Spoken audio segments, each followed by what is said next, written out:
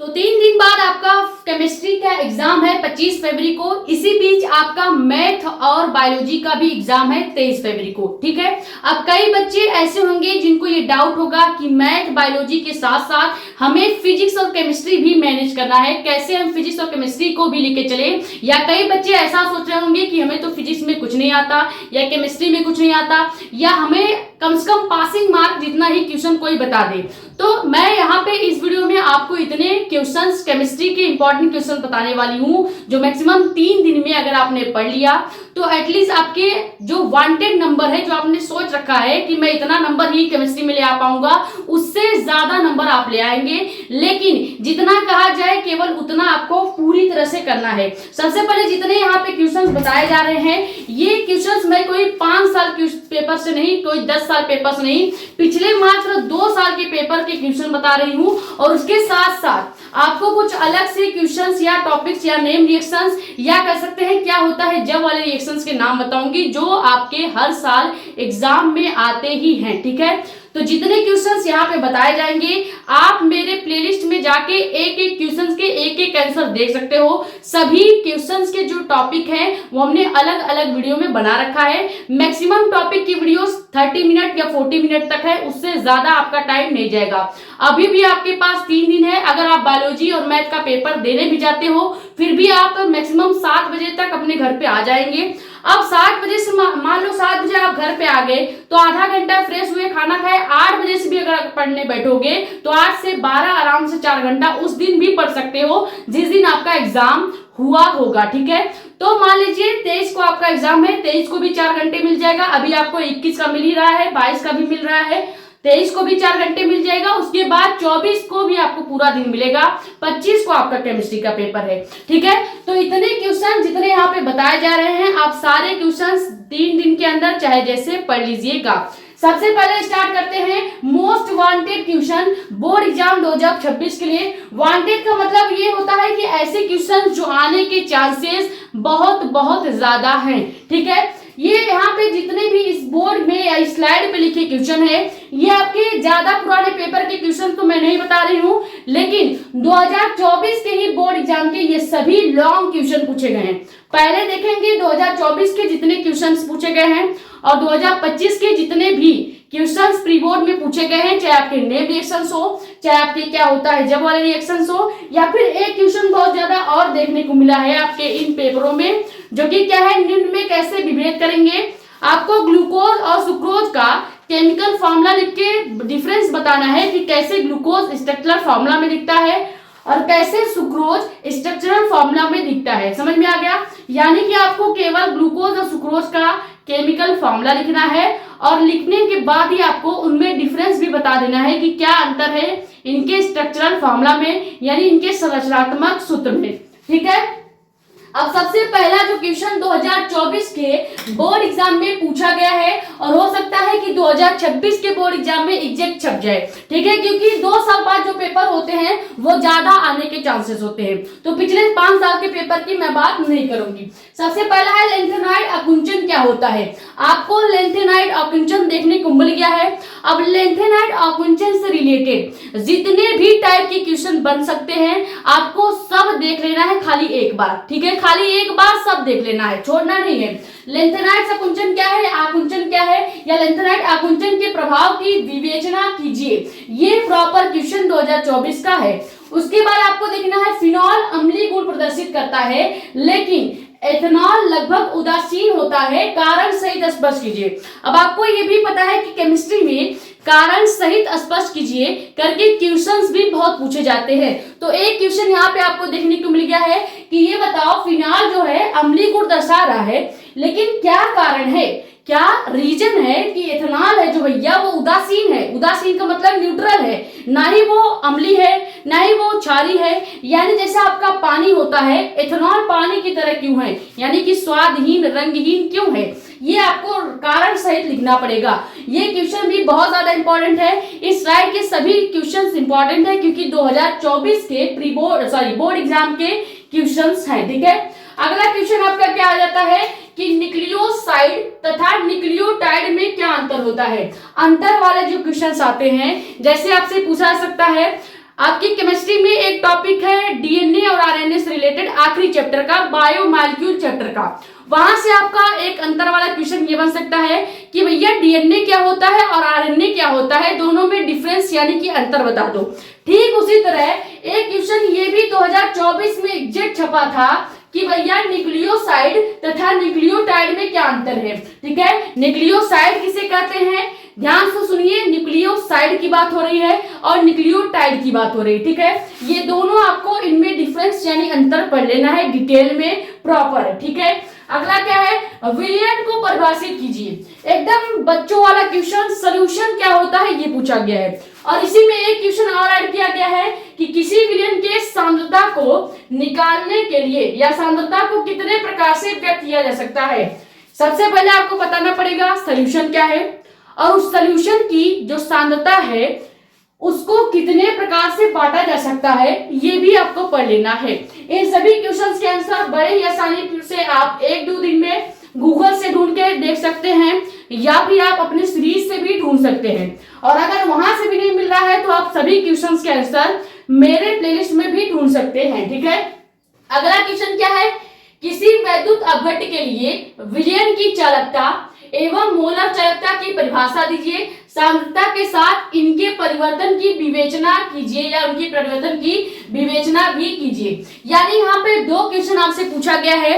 जो आपका वैद्युत अपघट्य विलयन होता है उसके लिए चालकता का परिभाषा, मोलर चालकता का परिभाषा और तुल्यांकी चालकता का परिभाषा पूरा आपको पढ़ना है। तीनों एक ही वीडियो में मैंने टॉपिक वाइज करा रखा है। सबसे पहले मैंने मोलर चालकता कराया है, फिर चालकता कराया है, विशिष्ट चालकता और विशिष्ट प्रतिरोध भी उसी वीडियो में करा दिया है।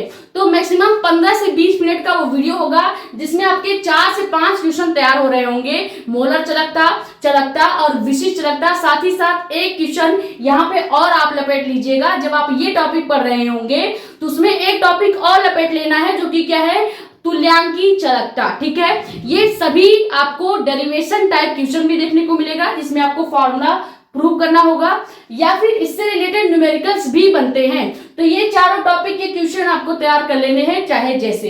अगला क्या है आपका, संक्रियण ऊर्जा किसे कहते हैं, 2024 में पूछा गया क्वेश्चन है। उसके बाद क्या है, फ्रक्टोज का संरचनात्मक सूत्र बताइए।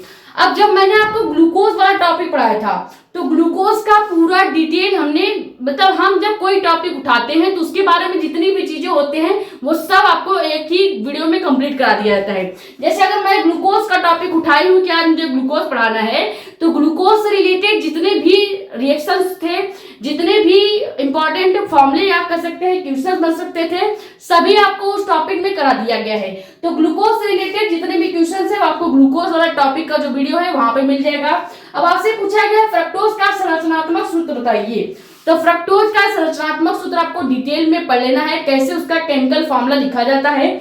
उसके बाद ग्लूकोज के 3 रासायनिक गुण के या 3 गुण के रासायनिक समीकरण लिखना है। यानी आपका ग्लूकोज का जो हमने 2-3 रिएक्शंस करा रखे थे, ग्लूकोज की क्रिया टॉलन अभिकर्मक से करा रखी थी, फेलिंग अभिकर्मक से करा रखी थी, तो वही रासायनिक गुण के अंदर आ जाता है। आपको ग्लूकोज जब टॉपिक पढ़ेंगे तो उसमें डिटेल में रासायनिक गुण भी हमने करा रखा था और उसका केमिकल फॉर्मूला भी करा रखा है। ठीक है, तो ये क्वेश्चन भी बहुत ज्यादा इंपॉर्टेंट है 2026 के लिए। ग्लूकोज वाला पूरा टॉपिक आप कवर करेंगे डिटेल में। ठीक है, अगला क्या है, इलेक्ट्रॉन रागी प्रतिस्थापन अभिक्रिया क्या है। ये क्वेश्चन भी बहुत ज्यादा इंपॉर्टेंट है।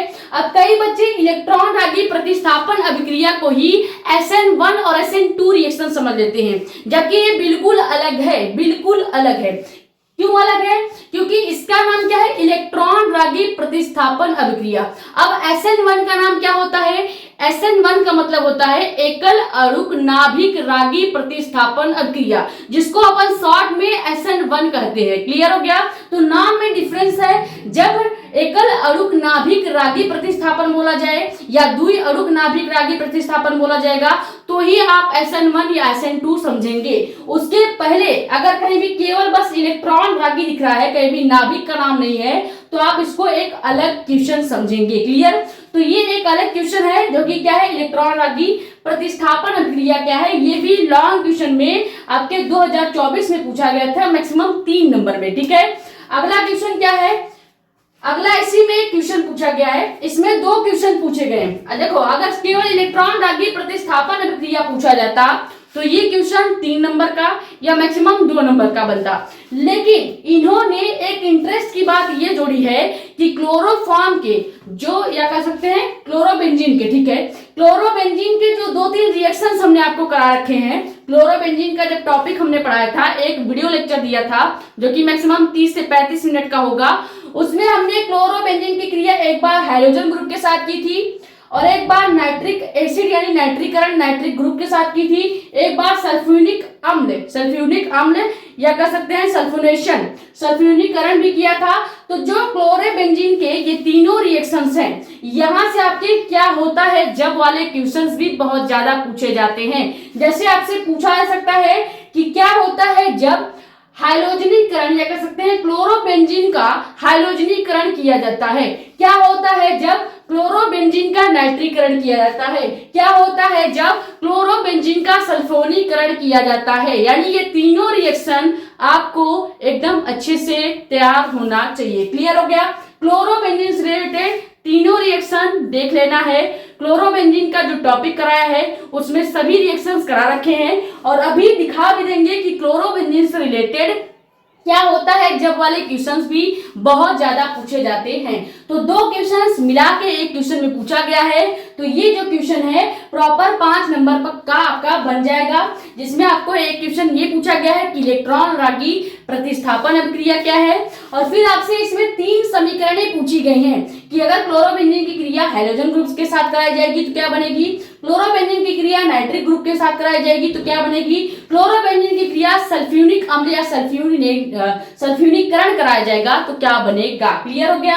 पहले ये 8 इंपॉर्टेंट क्वेश्चंस आप एक रफ नोटबुक में लिख लीजिए, फिर इनके आंसर्स आप 2-3 दिन के अंदर चाहे जैसे मेरे प्लेलिस्ट से, सीरीज से या गूगल से किसी भी माध्यम से तैयार कर लीजिए। ठीक है, ये स्क्रीनशॉट कर लीजिए। फिर अगले क्वेश्चन बताते हैं जो 2024 में पूछे गए हैं, और अभी आपको नेम रिएक्शंस भी बताए जाएंगे।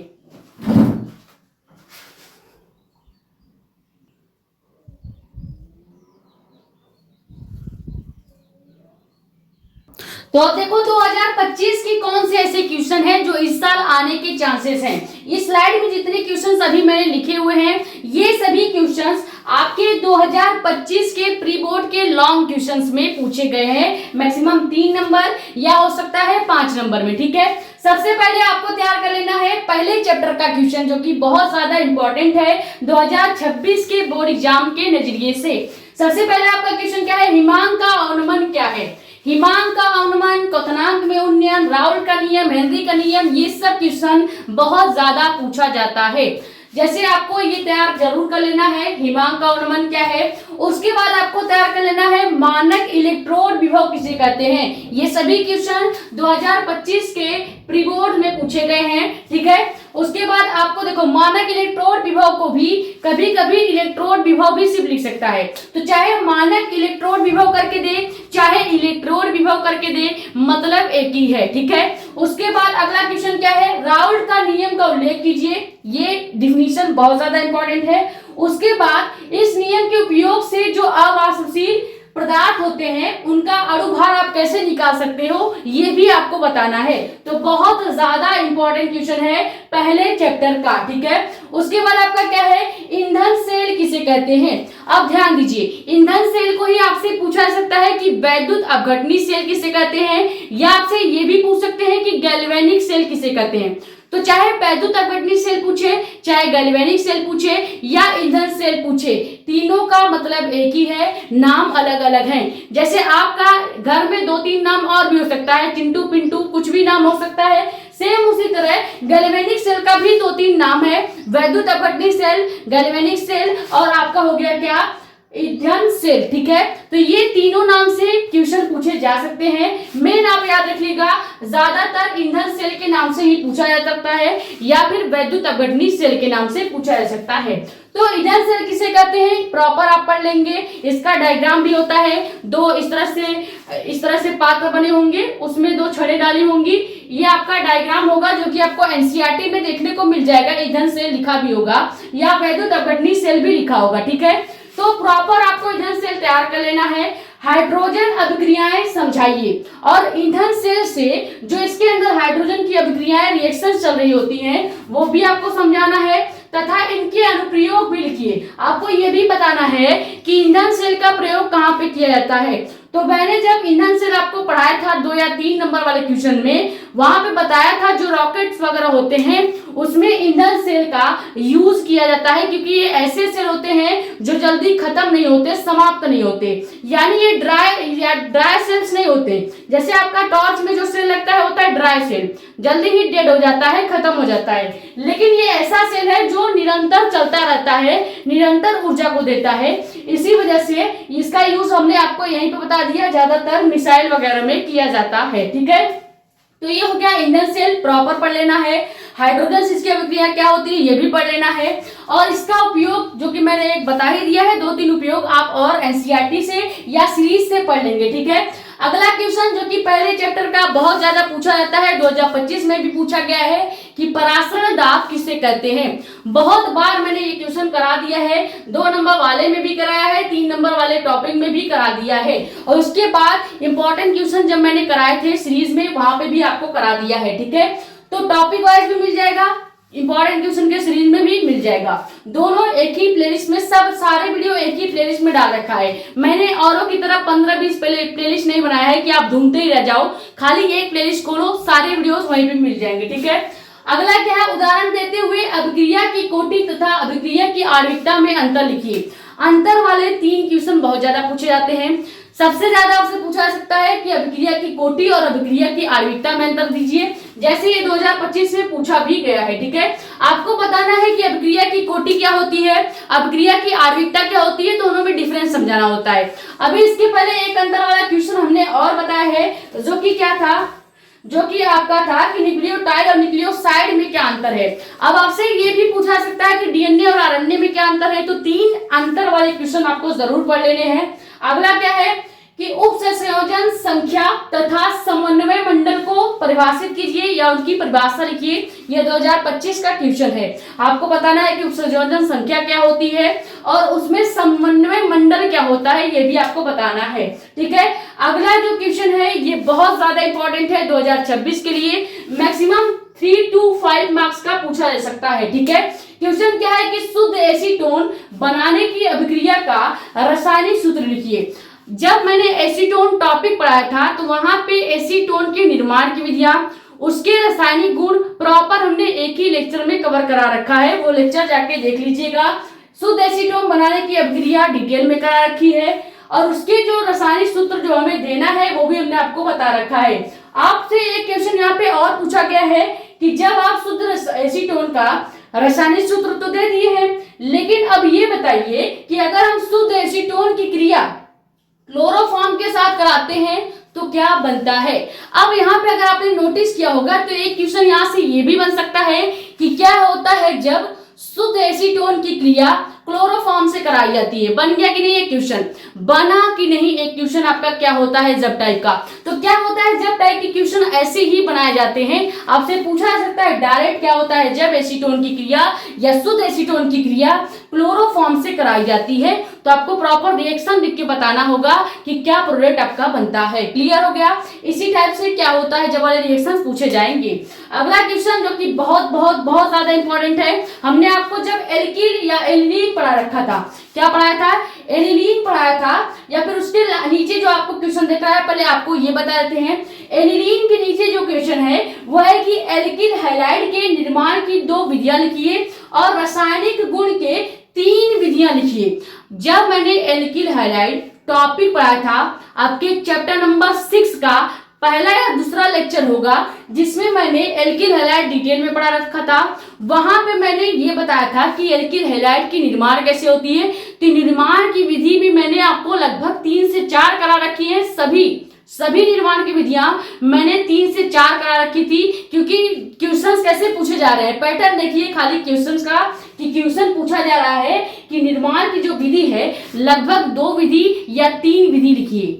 2 विधि तो मैक्सिमम पूछा ही जाता है, चाहे आप फिनॉल का निर्माण की विधियां पढ़ लें, चाहे आप एल्किल हैलाइड के निर्माण की विधियां पढ़ लें, किसी का भी निर्माण की विधियां अगर आप पढ़ रहे हो तो मैक्सिमम 3 निर्माण की विधियां, 2 निर्माण की विधियां या 3 रासायनिक गुण जरूर पढ़ लीजिएगा। ठीक है, तो ये क्वेश्चन बहुत बहुत बहुत ज्यादा इंपॉर्टेंट है 2026 के लिए। आपसे पूछा जा सकता है कि एल्किन हैलाइड के निर्माण की 2 विधियां व 3 रासायनिक गुण लिखिए। साथ ही साथ जब आप ये तैयार कर रहे होंगे तो फिनॉल के भी 3 रासायनिक गुण या 3 निर्माण की विधियां भी पढ़ लीजिएगा। ठीक है, उसके ऊपर एक क्वेश्चन और था जो हमने छोड़ दिया था, पहले इसके नीचे वाला बता दिया था। इसके ऊपर क्या क्वेश्चन है कि एनिलीन में इलेक्ट्रॉन रागी अभिक्रिया, अभी हमने बोला इलेक्ट्रॉन रागी अभिक्रिया अलग है as compare to SN1 and SN2 reaction. Clear, तो यहाँ पे एनिलीन में इलेक्ट्रॉन रागी अभिक्रिया के 5 उदाहरण के रासायनिक सूत्र लिखिए। 2025 के प्री बोर्ड में पूछा गया क्वेश्चन है कि एनिलीन में इलेक्ट्रॉन रागी अभिक्रिया क्या होती है, यानी एनिलीन के साथ आप इलेक्ट्रॉन रागी अभिक्रिया कैसे कराते हैं, और उसके 5 उदाहरण भी आपको रासायनिक सूत्र के साथ यानी केमिकल फॉर्मूले के साथ लिखना है। क्लियर, तो इस स्लाइड के जितने क्वेश्चन हैं ये 2025 के लॉन्ग क्वेश्चन है, ये आप स्क्रीनशॉट कर लीजिए। फिर इसके बाद कुछ अलग से हम क्वेश्चन बताएंगे जो कि बहुत ज्यादा इंपॉर्टेंट है।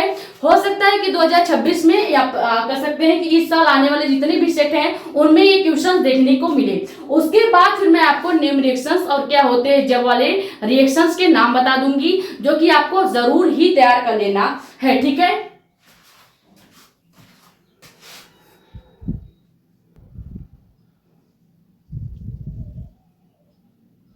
तो अब देखो वो जो 18 क्वेश्चन मैंने बताए वो तो 2024 और 25 के पेपर का था। अब कुछ ऐसे एक्सटर्नल क्वेश्चंस मैं बताऊंगी जो भी आपको तैयार करना है। ठीक है, अगले क्वेश्चंस क्या है, 18 के बाद 19वां क्वेश्चन जो आपको तैयार करना है। सबसे पहले आपको तैयार कर लेना है मोललता और मोललता में अंतर, या कह सकते हैं एक और क्वेश्चन यहाँ से बनता है कि मोललता किसे कहते हैं और मोलरता किसे कहते हैं। इसके साथ साथ यहाँ से यानी मोललता और मोललता वाला जो टॉपिक है, इस वाले टॉपिक से बहुत ज्यादा न्यूमेरिकल्स भी बनते हैं। तो न्यूमेरिकल भी इस वाले टॉपिक से जितने भी हो सकते हैं आप सीरीज से या अनसॉल्व से या मेरे 4 नंबर 3 नंबर वाले क्वेश्चन का जो न्यूमेरिकल मैंने करा रखा है वहां से भी आप देख सकते हैं।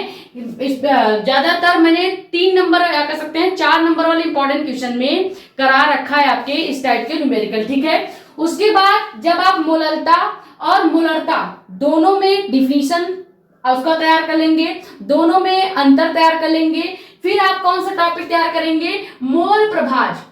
इस वाले चैप्टर यानी सोल्यूशन वाले चैप्टर से मोल प्रभाज, परासरण दाब, ये सब बहुत ज्यादा पूछे जाते हैं। ठीक है, तो मोल प्रभाज या मोल अंश किसे कहते हैं, ये भी आप 2026 के लिए मार्क करके रखिए, किसी न किसी सेट में जरूर आएगा। ठीक है, अगला क्वेश्चन क्या है, क्वथनांक में उन्नयन किसे कहते हैं, ये भी आपको तैयार कर लेना है। जैसे हिमांक में अवनमन 2025 में पूछा गया था, हो सकता है कि क्वथनांक में अवनमन या उन्नयन, क्वथनांक में उन्नयन जो है ये टॉपिक पूरा जो फॉर्मूला प्रूव करके दिखाया जाता है, ये पूरा फॉर्मूले के साथ आपसे पूछ लिया जाए। ठीक है, अब देखो मोल अंश से भी न्यूमेरिकल बनते हैं, क्वथनांक में उन्नयन से भी न्यूमेरिकल बनते हैं, क्योंकि जो पहला चैप्टर है, दूसरा चैप्टर है और तीसरा चैप्टर है, इन 3 चैप्टर से ही न्यूमेरिकल ज्यादातर बनते हैं। सबसे ज्यादा न्यूमेरिकल बनता है मोलरता और मोललता वाले टॉपिक से, सेकंड आपका मोल प्रभाज मोल अंश से बनता है, थर्ड आपका क्वथनांक में उन्नयन और हिमांक में अवनमन से रिलेटेड बहुत ज्यादा न्यूमेरिकल्स आपसे पूछे जाते हैं। क्लियर हो गया।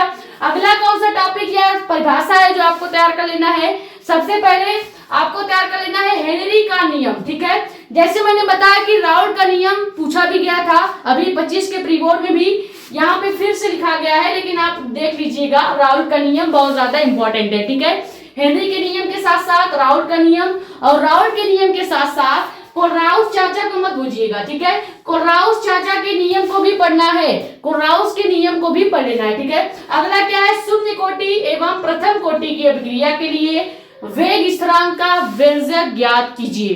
पूरा डेरिवेशन मैक्सिमम 3 से 5 नंबर का आएगा। 2 डेरिवेशन आपको जरूर तैयार करने हैं।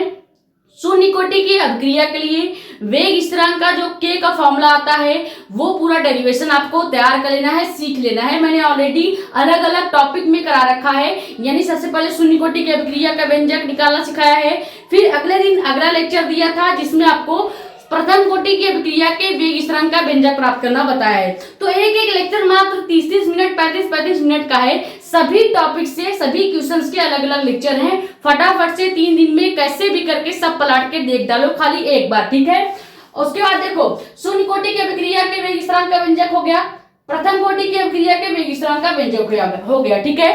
अब इन दोनों वेग स्थिरांक के व्यंजक का जो फॉर्मूला आता है, इससे रिलेटेड बहुत ज्यादा न्यूमेरिकल भी पूछे जाते हैं। और मैंने इससे रिलेटेड यानी कि ये जो दोनों टॉपिक है, शून्य कोटि की अभिक्रिया का वेग स्थिरांक और प्रथम कोटि की अभिक्रिया का वेग स्थिरांक, इन दोनों टॉपिक से रिलेटेड बहुत ज्यादा न्यूमेरिकल मैंने 4 नंबर वाले न्यूमेरिकल वाले वीडियो में करा रखे हैं। 1 घंटे का वीडियो है, जाके देख लीजिएगा। या फिर आप सीरीज से भी इस टाइप के क्वेश्चन लगा सकते हैं, ठीक है। अगला कौन सा क्वेश्चन है, संक्रमण तत्व बहुत ज्यादा पूछा जाता है, जिसे अपन डी ब्लॉक के नाम से भी जानते हैं, ठीक है। अब डी ब्लॉक में जो 2025 में क्वेश्चन पूछा गया है डी ब्लॉक से रिलेटेड, पहले वो देख लेते हैं, ठीक है। सबसे पहले डी ब्लॉक से रिलेटेड आपसे जो सिंपल क्वेश्चन होता है वो ये पूछा जाता है कि डी ब्लॉक यानी कि संक्रमण तत्व किसे कहते हैं, उसकी डिफिनीशन बता दो, और संक्रमण तत्व के जो कुछ प्रॉपर्टीज होते हैं, गुण होते हैं, वो बता दीजिए। लेकिन 2025 में ये नहीं पूछा गया। 2025 में आपसे पूछा गया कि भैया जो संक्रमण तत्व के गुण होते हैं, कि संक्रमण तत्व आपके क्या कर सकते हैं, अनुचुंबकीय गुण प्रदर्शित करता है, संक्रमण धातु रंगीन आयन बनाते हैं, तो कारण सहित बताइए कि किस कारण से ये ऐसे गुण प्रदर्शित कर रहे हैं, ठीक है। आपसे कारण वाला क्वेश्चन यहाँ से पूछा जा सकता है 2026 में भी, कि संक्रमण तत्व जो है, पहला कारण वाला क्वेश्चन 2025 में क्या पूछा गया था कि संक्रमण धातु तथा उनके अधिकांश जो यौगिक हैं वो अनुचुंबकीय क्यों होते हैं। हालांकि वो चुंबकीय भी हो सकते थे, लेकिन वो अनुचुंबकीय ही क्यों होते हैं, ये कारण सहित आपको स्पष्ट करना था। 1 नंबर आपको इस क्वेश्चन का मिलता, ठीक है।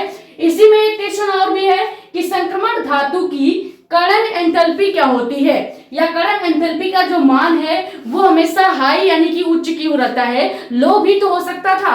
ये कारण भी आपसे पूछा जा सकता है, ठीक है। तो कारण वाले क्वेश्चन बहुत ज्यादा संक्रमण धातु से या डी ब्लॉक से पूछे जाते हैं। एक क्वेश्चन और जो पूछा गया है 2025 का ही है कि संक्रमण धातुएं रंगीन यौगिक यानी कि हमेशा रंगीन आयन कलरफुल क्यों दिखाई देता है। अब आपने देखा होगा जो शादी विवाह में रॉकेट वगैरह छोड़े जाते हैं, कभी नीला कभी हरा कभी पीला दिखता है, क्यों दिखता है, क्योंकि उनके अंदर ये केमिकल्स, ये धातु ही मिलाए गए होते हैं, जिसे अपन डी ब्लॉक के नाम से जानते हैं, ठीक है। तो ये 3 रीजन वाले क्वेश्चन डी ब्लॉक से बहुत ज्यादा पूछे जाते हैं, आपने तैयार कर लेना है, बात खत्म, क्लियर। तो संक्रमण तत्व किससे करते हैं, पहला क्वेश्चन। संक्रमण तत्व के प्रॉपर्टीज क्या है, ये पढ़ लेंगे। दूसरा क्वेश्चन, संक्रमण तत्व के कारण सहित वाले ये तीनों क्वेश्चन आपको जरूर तैयार कर लेना है। ये हो गया संक्रमण तत्व का पूरा स्वाहा। उसके बाद आते हैं अपन डी ब्लॉक के बाद एफ ब्लॉक में। एफ ब्लॉक से रिलेटेड क्वेश्चन क्या पूछा जाएगा कि अंतर संक्रमण तत्व किसे कहते हैं, यानी एफ ब्लॉक के तत्व किसे कहते हैं। एफ ब्लॉक के तत्व के एग्जांपल्स और उनके प्रॉपर्टीज बताइए, यानी गुण बताइए, ठीक है। तो बहुत सिंपल एफ ब्लॉक का क्वेश्चन पूछा जाता है, इसमें कोई रीजन वाला क्वेश्चन आपसे नहीं पूछा जाएगा। तो ये हो गया आपका कुछ बहुत ज्यादा एक्सटर्नल और इंपॉर्टेंट क्वेश्चन, ठीक है।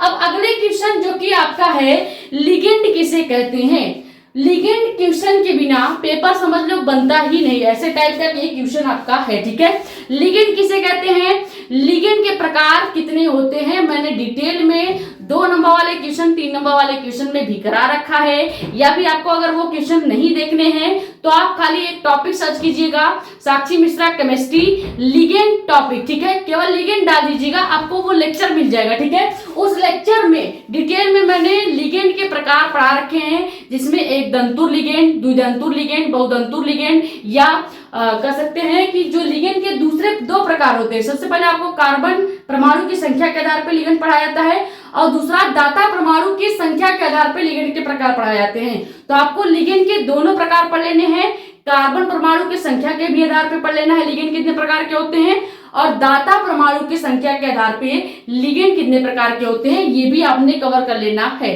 यानी कि एक बार लिगेंड उठाया तो लिगेंड पूरा स्वाहा करके ही छोड़ना है, ठीक है। उसके बाद सेकेंड जो अगला क्वेश्चन आपका है वो क्या है, SN1 अभिक्रिया क्या होता है। SN1 अगर लिख दिया तो बहुत अच्छा है, या फिर ज्यादातर अब देख रहे हैं कि इसी को हिंदी में पूछा रहा है तो हिंदी में कैसे पूछा जाएगा कि एकल अणु नाभिक रागी प्रतिस्थापन अभिक्रिया, जिसको अपन सिंगल या सिंपल में SN1 रिएक्शन कहते हैं। और इसी को कभी कभी अगर SN1 के बाद SN2 पूछा जाएगा तो कैसे पूछा जाएगा कि द्विअणुक नाभिक रागी प्रतिस्थापन अभिक्रिया किसे कहते हैं। ये दोनों क्वेश्चन बहुत ज्यादा इंपॉर्टेंट क्वेश्चन है। समझ लो कि केमिस्ट्री का बहुत महारथी क्वेश्चन ये हैं कि SN1 रिएक्शन किसे कहा जाता है, SN2 रिएक्शन किसे कहा जाता है, ये जरूर आप तैयार कर लीजिएगा, ठीक है। उसके बाद अगला क्वेश्चन आपको पढ़ना है डीडीटी किसे कहते हैं। डीडीटी किसे कहते हैं, डीडीटी से होने वाला हानि क्या होता है, ये भी आपको पढ़ लेना है। एनसीईआरटी का एक पैराग्राफ होगा जिसमें डीडीटी के बारे में कहा गया है, हो सकता है तो वहां से पढ़ लीजिएगा या फिर आप गूगल से या सीरीज से भी डीडीटी के बारे में कुछ छोटा मोटा नॉलेज ले सकते हैं, क्योंकि ये प्रॉपर थ्योरी वाला क्वेश्चन है। 2-4 लाइन अगर आप पढ़ लेते सकता है, आप सीरीज से भी डीडीटी के बारे में पढ़ सकते हैं, ठीक है। उसके बाद आपका बायोमॉलिक्यूल चैप्टर से एक बड़ा इंपॉर्टेंट क्वेश्चन पूछा जा सकता है, जैसे पूछा जा सकता है कि न्यूक्लिक अम्ल किसे कहते हैं, ठीक है। अब न्यूक्लिक अम्ल किसे कहते हैं, ये मैक्सिमम 2 नंबर में आपसे पूछा जाएगा। कितने नंबर में, मैक्सिमम 2 नंबर में आपसे पूछा जाएगा कि न्यूक्लिक अम्ल किसे कहा जाता है। ये हो गया आपका 10वें चैप्टर का क्वेश्चन। अब पहले चैप्टर में 2 और इंपॉर्टेंट समीकरण या कह सकते हैं नियम है जो बहुत ज्यादा इंपॉर्टेंट है। जैसे आपको पढ़ लेना है निर्णय समीकरण किसे कहते हैं, और उसी के साथ साथ अर्हेनियस समीकरण किसे कहते हैं। प्रॉपर इसका एक डेरिवेशन है, निर्णय समीकरण का प्रॉपर डेरिवेशन सीख लेंगे, अर्हेनियस समीकरण का पूरा डेरिवेशन आपको देख लेना है। और इन दोनों से रिलेटेड बहुत ज्यादा न्यूमेरिकल भी बनते हैं, तो आप निर्णय समीकरण से रिलेटेड जितने न्यूमेरिकल बनेंगे पिछले कुछ सालों के, वो आप सीरीज से तैयार कर लीजिएगा। या अर्हेनियस समीकरण से रिलेटेड जितने भी न्यूमेरिकल पिछले कुछ सालों में पूछे गए हैं वो भी आप सीरीज से देख लीजिएगा। उसके बाद आ जाते हैं, ये तो हो गया इंपॉर्टेंट क्वेश्चन। अब अपन बात करते हैं कि कौन से इंपॉर्टेंट परीक्षण है जो हर साल पूछे जाते हैं। हालांकि 6 परीक्षण आपको पढ़ा रखा है अलग से वीडियो में, महत्वपूर्ण परीक्षण के नाम से वीडियो है, लेकिन आपको 6 परीक्षण तैयार करने की जरूरत नहीं है। आपको केवल पढ़ने हैं ये 3 परीक्षण। सबसे पहला आपका है ल्यूकास परीक्षण, दूसरा है टॉरेंट परीक्षण, तीसरा है आपका फेलिंग परीक्षण, ठीक है। ये 3 परीक्षण आपको जरूर तैयार कर लेना है। ल्यूकास परीक्षण जो कि आपका एल्कोहल की पहचान के लिए होता है, टॉरेंट और मोलिस परीक्षण जो होता है ये मैक्सिमम एल्डिहाइड की पहचान के लिए होता है, ठीक है। तो ये तीनों परीक्षण जरूर तैयार कर लीजिएगा। अगला क्वेश्चन जो कि क्या है, फैराडे का वैद्युत अपघटनी नियम। अब फैराडे ने फिजिक्स के साथ साथ केमिस्ट्री में भी नियम दिया था, तो इनका ये नियम बहुत ज्यादा इंपॉर्टेंट है, जो कि क्या है, फैराडे के वैद्युत अपघटनी नियम। शायद इसी वजह से कई सारे बच्चे फैराडे को बहुत गाली भी देते होंगे कि इन्होंने यहाँ पे भी नियम दिया और फिजिक्स में भी दे दिया, यानी इधर भी पढ़े इसको उधर भी पढ़े। तो पढ़ना तो आपको पड़ेगा, चाहे यहाँ पे पूछा जाए या वहां पे पूछा जाए, ठीक है। तो फैराडे के वैद्युत अपघटनी नियम भी आपको पढ़ लेना है, क्लियर। अब ये स्क्रीनशॉट कर लीजिए जितने भी क्वेश्चंस बताए गए हैं। इसके बाद कुछ और इंपॉर्टेंट क्वेश्चंस हैं जो आपको तैयार करना है, जो वेरी लॉन्ग क्वेश्चन में पूछे जाते हैं। जैसे हो गया क्लोरोफॉर्म बनाने की प्रयोगशाला विधि, उसके बाद एल्डिहाइड बनाने की प्रयोगशाला विधि। तो इस टाइप के क्वेश्चंस भी मैं आपको बता देती हूँ, ठीक है।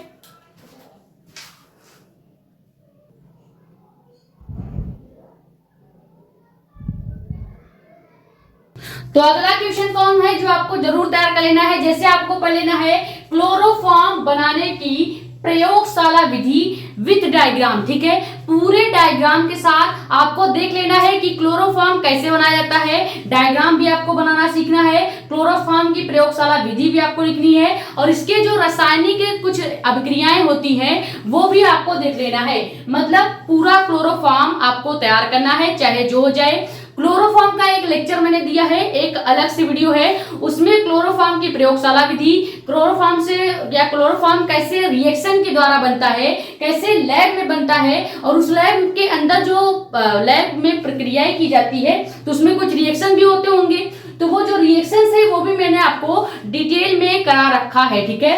तो क्लोरोफॉर्म बनाने की प्रयोगशाला विधि 5 नंबर में पूछा जाता है, पूरा आप तैयार कर लेंगे। उसके बाद आप देखेंगे एक और प्रयोगशाला विधि जो कि क्या है, एथिल अल्कोहल बनाने की प्रयोगशाला विधि, ये भी 5 नंबर में पूछा जाएगा। दोनों ही क्वेश्चन मोस्ट इंपॉर्टेंट है 2026 के लिए, ठीक है। उसके बाद आपका आता है संयोजकता आबद्ध सिद्धांत, ठीक है। VBT आपको पढ़ लेना है, संयोजकता आबद्ध सिद्धांत। उसके बाद वर्नर सिद्धांत आपको पढ़ लेना है। ये दोनों सिद्धांत वाले क्वेश्चन आपको जरूर तैयार करने हैं। थ्योरी में पूछा जाएगा VBT क्या है, ठीक है। VBT यानी संयोजकता आबद्ध सिद्धांत क्या है, बैलेंस बॉन्ड थ्योरी क्या है, ठीक है। उसके बाद वर्नर सिद्धांत आपसे पूछा जाएगा। और एक और इंपॉर्टेंट क्वेश्चन जो कि आपको पढ़ लेना है, फिनॉल के निर्माण की विधियां व रासायनिक गुण। अब देखिए मैक्सिमम 3 निर्माण की विधियां, 3 रासायनिक गुण जरूर पढ़ लीजिएगा, ठीक है। चाहे वो फिनॉल का हो, चाहे इसके पहले एक और हमने बताया था उसका हो, ठीक है, एल्किल हैलाइड का हो, ठीक है।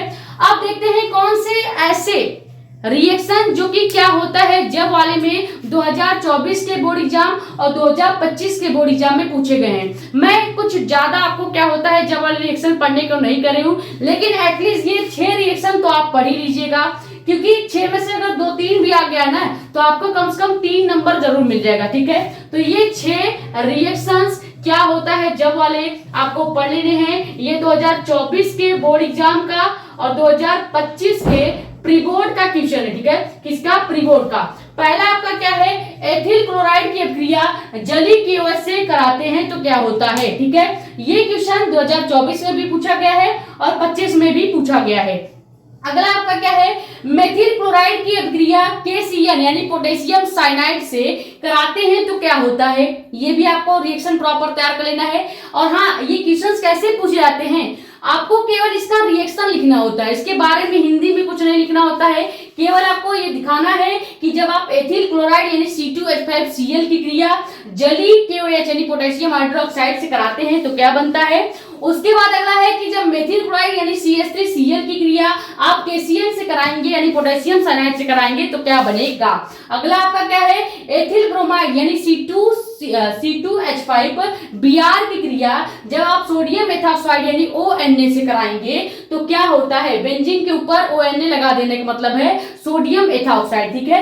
तो ये जब दोनों के साथ आप क्रिया कराएंगे तो क्या बनता है, ये भी आपको रिएक्शन देख लेना है। मैंने किसी न किसी लेक्चर में करा रखा है, एग्जैक्ट लेक्चर तो मुझे याद नहीं है, लेकिन ये रिएक्शन मैंने कराया हुआ है और वहां पे मैंने बताया था कि यहाँ से क्या होता है जब वाले रिएक्शंस बहुत ज्यादा पूछे जाते हैं, ठीक है। अगला आपका क्या है, क्लोरोबेंजीन नाइट्रिक अम्ल से क्रिया करके क्या बनाता है, इसी को ही नाइट्रीकरण कहा जाता है। अभी हमने बताया कि क्लोरोबेंजीन के 3 रिएक्शन बहुत ज्यादा पूछे जाते हैं। क्लोरोबेंजीन का हाइड्रोजन ग्रुप के साथ क्रिया कराते हैं तो हाइड्रोजनीकरण पूछा जा सकता है। क्लोरोबेंजीन का नाइट्रिक अम्ल से क्रिया कराते हैं तो नाइट्रीकरण पूछा जा सकता है। क्लोरोबेंजीन की क्रिया सल्फ्यूरिक अम्ल या सल्फ्यूरिक अम्ल से कराते हैं तो सल्फ्यूनेशन या सल्फोनीकरण भी पूछा जा सकता है। ये 3 रिएक्शन क्लोरोबेंजीन का आपको तैयार कर लेना है, जिसमें से एक देखो 2025 के बोर्ड एग्जाम में पूछा भी गया है कि क्लोरोबेंजीन की क्रिया नाइट्रिक अम्ल से कराते हैं तो क्या होता है। क्लियर। उसके बाद अगला क्या है, क्लोरोबेंजीन को जलीय सोडियम हाइड्रोक्साइड अभी बताया NaOH, ठीक है। जब आप क्लोरोबेंजीन यानी कि बेंजीन रिंग के ऊपर Cl लगा देंगे तो क्लोरोबेंजीन, और उसकी क्रिया आप जलीय सोडियम हाइड्रोक्साइड यानी NaOH के साथ कराते हैं, वो भी किसकी उपस्थिति में, 623 केल्विन ताप और 300 वायुमंडलीय दाब पर तो क्या होता है, ये भी आपको देख लेना है पूरा रिएक्शन। आप गूगल पे जैसे जैसे क्वेश्चन डालेंगे फटाफट से आंसर मिलता जाएगा, आपको सीरीज पलटाने की ये सब आपको पढ़ने की जरूरत नहीं पड़ेगी, ठीक है। उसके बाद क्या है, क्लोरोबेंजीन सल्फ्यूरिक अम्ल के साथ क्रिया करके क्या बनाता है, तो यही है क्लोरोबेंजीन का सल्फोनीकरण। मैंने कहा ना क्लोरोबेंजीन का जो पूरा रिएक्शन है तीनों तैयार कर लेना है, बहुत ज्यादा इंपॉर्टेंट है। देखो 2 पूछे जा चुके हैं, पहला नाइट्रीकरण, क्लोरोबेंजीन के नाइट्रिक अम्ल से क्रिया नाइट्रीकरण, क्लोरोबेंजीन की सल्फ्यूरिक अम्ल से क्रिया सल्फोनीकरण, ठीक है। ये हो गया क्या होता है जब वाले रिएक्शन। मैं कोई 20-25 क्या होता है जब रिएक्शन याद करने को नहीं कर रही हूँ, लेकिन एटलीस्ट 6 रिएक्शन तो आप तैयार ही कर लीजिएगा। अब इसके बाद आती है सबसे most important part of chemistry, जो कि क्या है, नेम रिएक्शंस, ठीक है। नेम रिएक्शंस सभी बच्चों को परेशान करते हैं। 20 से 21 नेम रिएक्शन पूरे केमिस्ट्री में है। 20 से 21 मत पढ़ो, लेकिन एटलीस्ट 12 से 13 रिएक्शन तो पढ़ ही लो, ठीक है। ये स्क्रीनशॉट करो, 12-13 नेम रिएक्शंस के नाम बताऊंगी जो कि आपको तैयार करना है, और इसमें से आधे से ज्यादा नेम रिएक्शंस 2024 के बोर्ड एग्जाम और 25 के प्री बोर्ड एग्जाम में पूछा गया है और हो सकता है कि 26 में भी पूछ लिया जाए। ठीक है,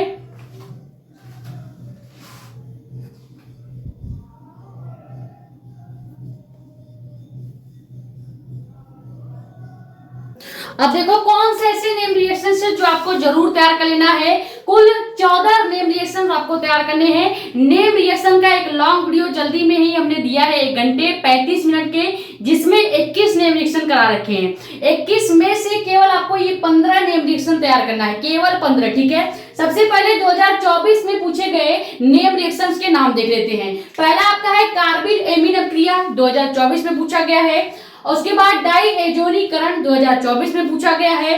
गार्बियल थैलेमाइड संश्लेषण, ठीक है, गार्बियल थैलेमाइड संश्लेषण भी आपको देख लेना है। ये तीनों 2024 के बोर्ड एग्जाम में पूछे गए हैं। ठीक है, अब बात करते हैं 2025 के प्री बोर्ड में कौन से नेम रिएक्शंस ज्यादातर पूछे गए हैं। सबसे पहला आपका आता है युग्मन अभिक्रिया क्या होती है, गाटरमैन अभिक्रिया क्या होती है, हेंसबर्ग अभिक्रिया क्या होती है, फ्रिंकलस्टाइन अभिक्रिया क्या होती है और सैंडमेयर अभिक्रिया क्या होती है। क्लियर, ये 5 नेम रिएक्शन 2025 के प्री बोर्ड में आया हुआ है। नहीं विश्वास है तो अभी यहाँ पे 1 मिनट लगेगा, मैं दिखा देती हूँ। ठीक है, देखो ये मेरे पास 25 का पेपर है, इसमें पूछा गया है, 1 सेकेंड, यहां पे देखिए, यहां पे देखिए युग्मन अपक्रिया, गाटरमैन अपक्रिया और हेंसबर्ग अपक्रिया। ठीक है, यहां पे तीनों लिखा है कि नहीं। उसके बाद और है आपका, इधर देखिए फ्रेंकलस्टीन अपक्रिया, सैंडमेयर अपक्रिया और एक और है एल्किल हैलाइड के द्विअणुक नाभिक रागी प्रतिस्थापन अपक्रिया की क्रिया विधि लिखिए, यानी कि SN2 अपक्रिया भी पूछ लिया गया है। क्लियर हो गया, ये 2025 के प्री बोर्ड में पूछा गया है। इतना तैयार करने के बाद कुछ और एक्सटर्नल नेम रिएक्शंस भी आपको तैयार कर लेना है। मान लो इसमें से अगर नहीं आया तो हो सकता है यहाँ से आ जाए। ठीक है, जैसे आपको पढ़ लेना है कोल्बे अपक्रिया क्या होती है, पढ़ा रखा है शॉर्ट वीडियो में भी, लॉन्ग वीडियो में भी। ठीक है, सीमिट अपक्रिया क्या है, शॉर्ट वीडियो में भी है। वुड्स अपक्रिया या वुड्स फीडिंग अपक्रिया क्या होती है, दोनों आपको तैयार कर लेना है। सबसे पहले आपको तैयार करना है वुड्स अपक्रिया, फिर वुड्स फीडिंग अपक्रिया। क्लियर, उसके बाद आपको पढ़ लेना है हाफमैन ब्रोमाइड अपक्रिया। ये 14 नेम रिएक्शन चाहे जैसे आपको तैयार करना ही है। ठीक है, अब एक पार्ट या एक चीज और बच जाता है जो मुझे लगता है कि आपको बता देना बहुत जरूरी है और बता देना ही चाहिए। ठीक है, 2025 के पेपर में या 24 के पेपर में एक टाइप का क्वेश्चन मुझे बहुत ज्यादा देखने को मिला है, वो ये है कि आपसे पूछा जा रहा है कि निम्नलिखित यौगिकों के युगलों में विभेद कीजिए और केवल विभेद करने के लिए आपको केमिकल फॉर्मूला लिखना है। जैसे कि मैंने बताया था कि ग्लूकोज और सुक्रोज में विभेद कीजिए, लेकिन केवल स्ट्रक्चरल फॉर्मूला आपको लिखना पड़ेगा। वैसे ही सेम क्वेश्चन आपसे पूछा गया है 25 में भी और 24 में भी। ये स्क्रीनशॉट कीजिए, फिर ये क्वेश्चंस मैं आपको एग्जैक्ट लिख के बता देती हूँ कि कैसे ये क्वेश्चन पूछे जा रहे हैं। एक क्वेश्चन का 1 नंबर आपको मिलेगा। आपसे पूछा गया है कि मेथिलेमिन और डाइमेथिलेमिन में क्या अंतर है, इसका केवल रासायनिक सूत्र लिखिए। तो आपको लिखना पड़ेगा मेथिलेमिन का स्ट्रक्चरल फॉर्मूला और डाइमेथिलेमिन का स्ट्रक्चरल फॉर्मूला, दोनों को एक साथ लिख देंगे तो आपको 1 नंबर मिल जाएगा। और एग्जामिनर इससे डिफरेंस यानी अंतर भी समझ जाएगा, यानी विभेद भी कर लेगा कि कौन सा डाइमेथिलेमिन है। वहां पर नीचे स्ट्रक्चर बनाने के बाद नीचे आपको लिख देना है कि ये है मेथिलेमिन और ये है आपका डाइमेथिलेमिन। ठीक है, जल्दी से स्क्रीनशॉट कीजिए। ये वाले भी क्वेश्चंस मैं आपको बता देती हूँ और एटलीस्ट इतने विभेद कीजिए वाले क्वेश्चन का आपको तैयार कर लेना ही है। ठीक है,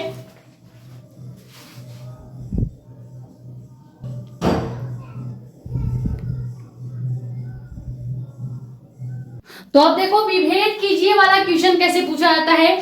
सबसे पहले देखेंगे 2024 में कैसे ये क्वेश्चन पूछा गया है कि आपको निम्न समीकरणों को लिखकर उसमें विभेद करना है। सबसे पहले पूछा कैसे गया है कि निम्नलिखित यौगिकों के युगलों में विभेद कीजिए, रासायनिक समीकरण सहित एक रासायनिक परीक्षण भी लिखिए। सबसे पहला कौन सा क्वेश्चन है कि मेथिल एमीन व डाइमेथिल एमीन में आपको विभेद करना है, अंतर बताना है, यानी कि आपको मेथिल एमीन और डाइमेथिल एमीन दोनों का केमिकल फॉर्मूला लिखना पड़ेगा और इसके साथ आपको इसका रासायनिक परीक्षण भी लिखना पड़ेगा। और ये इतना करने के बाद आपको एक क्वेश्चन का 1 नंबर मिलेगा और 5 क्वेश्चन करने का 5 नंबर मिलेगा। ठीक है, सेकंड आपसे पूछा गया है कि एथिलेमीन एवं एनिलीन में विभेद कीजिए, इसका भी केमिकल फॉर्मूला लिखना पड़ेगा और कोई एक परीक्षण आपको लिखना है इनमें से, चाहे पांचों में से कोई एक का आपको परीक्षण लिखना पड़ेगा, ठीक है। अगला क्या है, एनिलीन एवं बेंजिल एमीन में डिफरेंस यानी विभेद कीजिए। फिर अगला है एनिलीन व एन मिथाइल एमीन, एनिलीन व एन मेथाइल एमीन में भी आपको विभेद करना है यानी इसका रासायनिक समीकरण लिखना है, ठीक है। फिर अगला क्या है, द्वितीयक एवं तृतीयक एमीन यानी 2 डिग्री एमीन और 3 डिग्री एमीन क्या होता है ये भी आपको बताना है, स्ट्रक्चरल यानी कि रासायनिक फॉर्मूला लिख के, केमिकल फॉर्मूला लिख के, ठीक है। ये तो हो गया 2024 के क्वेश्चन जो कि आपसे पूछा गया है विभेद कीजिए वाला क्वेश्चन। उसके बाद 2025 में भी ऐसा पूछा गया है प्री बोर्ड में कि विभेद कीजिए वाला क्वेश्चन, ठीक है। अब इसमें तो आपको एक परीक्षण भी लिखना था, लेकिन 25 में आपको परीक्षण नहीं पूछा है। 25 वाले क्वेश्चन में आपको केवल कहा है कि ग्लूकोज एवं सुक्रोज में विभेद कीजिए और इसके साथ साथ आप इसका रासायनिक समीकरण लिख दीजिए, यानी आपको ग्लूकोज का केमिकल स्ट्रक्चरल फॉर्मूला लिखना है, सुक्रोज का केमिकल स्ट्रक्चर फॉर्मूला लिखना है। जैसे आप ग्लूकोज का फॉर्मूला लिख देंगे तो उसके नीचे लिख दीजिएगा कि ये क्या है, ग्लूकोज है, ठीक है। और जैसे ही आप सुक्रोज लिख देंगे तो उसके नीचे आप स्ट्रक्चरल फॉर्मूला के नीचे आप ब्रैकेट में लिख दीजिएगा कि ये सुक्रोज है, ठीक है। अगला क्या है, एथिल अल्कोहल एवं एसीटोन में अंतर बताइए, यानी एथिल अल्कोहल का केमिकल फॉर्मूला लिखेंगे और एसीटोन का स्ट्रक्चरल केमिकल फॉर्मूला लिखेंगे। उसके बाद एथिल एमीन तथा एनिलीन का भी इसी तरह से लिखना है, फार्मिक अम्ल तथा एसिटिक अम्ल का भी इसी तरह से लिखना है, फार्मिक अम्ल तथा फॉर्मल्डिहाइड का भी ऐसे लिखना है, ठीक है।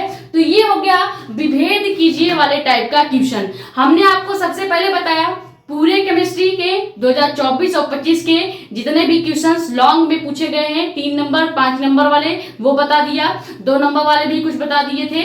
और उसके बाद फिर हमने आपको अलग से कुछ क्वेश्चन बताए जो कि इस बार आने के बहुत ज्यादा चांसेस हैं, जो मैंने ब्लू कलर से लिख के बताया था, मुलरता ये सब वो भी आपको तैयार कर लेना है।